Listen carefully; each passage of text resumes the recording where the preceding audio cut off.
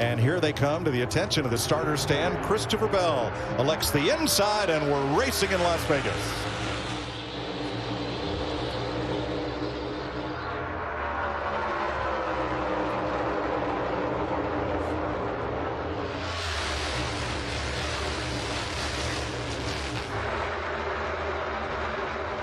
Right two wide, nice and smooth there. Little tire management as he needed. That could have been bad. Joey Logano had that run. He passed to the inside of Chase Briscoe, and they stacked up on the bottom with a 9 of Chase Elliott and Austin Cindric in front of him. Just a bad timing thing, but that could have been big right there in front of the field. Ricky Stenhouse on the bottom trying to make the move on Logano. Couldn't carry all that momentum into turn one. Here's another look at that.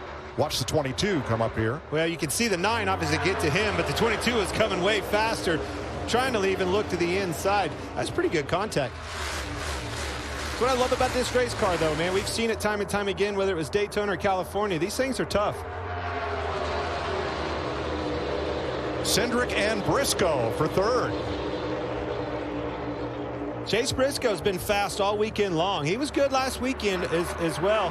That 14 machine's running good. You can tell a different swagger with the kid. I saw him at the casino over at Cosmopolitan in an elevator, and I could just tell by looking at him, man. He was confident in his car and his speed for the week.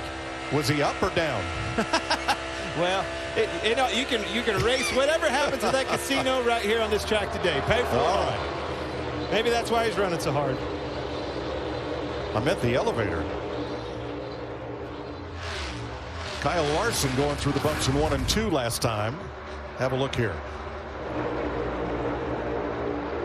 Wow, that was a big moment. What I'm seeing is, I mean, at 185 miles an hour, that's not the kind of thing that you want to have happen, although he's a very qualified driver. What I'm seeing is a lot of momentum shifts. You know, look at the back straightaway at the very start. You get the 22 getting a big run. You know, Kyle has a moment in 1 and 2, and he loses a ton of ground on the leader down the back straightaway in that first lap. Looks like momentum is really important, and you lose it and gain it quite quickly. The bumps down there in 1 and 2, you saw him hit that bump. The car preloaded. We saw a lot of that last weekend, particularly on Saturday, where these guys were having a ton of trouble getting through the roughness. We knew coming into Las Vegas, all eyes were on the middle of 1 and 2 as they go over that tunnel, some bumps. And in the same spot, Austin Cindric had a double handful in that 2 car right here. There it is. You can see that thing do the old hospital hop, what we call it. Boy, Chase Elliott seems to be in a lot of these 8 wheels corner better than 4 situations, doesn't he? He was not in a good spot right there. That definitely makes you nervous. You have a car and get sideways. But I will say this. Last weekend, those cars were getting sideways, and they couldn't catch them. We saw 2 guys catch that car right there with Larson, and then again with him. I like that. I think something's going on. I think these teams have figured out something with the cars to give these guys a little bit more grip with their chassis. Denny Hamlin running 5th, started 8th, Jamie. And he had a bit of a scare before the drop of the green flag, Mike. He came on the radio and said the car kept shutting off and that the alternator light was on. He was able to get it fired.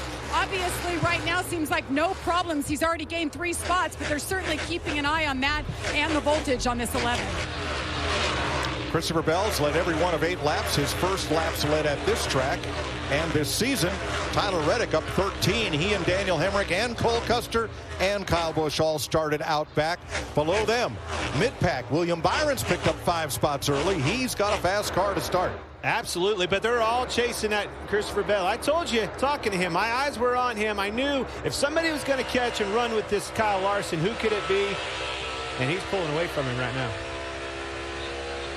Now dropping back is Chase Elliott. Larry, he started 5th. He's back to 12th now. Yeah, and what I see, he cannot get in the corner. He's having to roll the throttle out much earlier than most of these drivers. And Clint, he's even using brake, which I'm not seeing a lot of drivers use brake right now. Loose. That tells me he's really loose. But it also tells me, look for that car. It may catch on the backside of this run.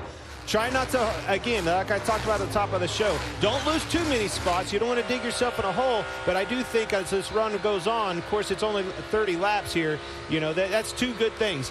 You don't have very far to go to get an adjustment for the competition caution, but also you probably get an inkling if your car will come to life on the backside of this run. Jamie, what's up with the 9? Well, the problem for Chase Elliott actually started yesterday in practice. I talked to his crew chief, Alan Gustafson, this morning, and he said Chase just feels like this car is out of the track, kind of floaty, and in return, he couldn't feel aggressive. He couldn't push this car because he's not sure if it's going to spin out on him. So that's what you're seeing here. He's just being a little bit timid until he can get more comfortable as this run goes on. Christopher Bell up 2 seconds on Kyle Larson, Joey Logano, Denny Hamlin, and Ryan Blaney.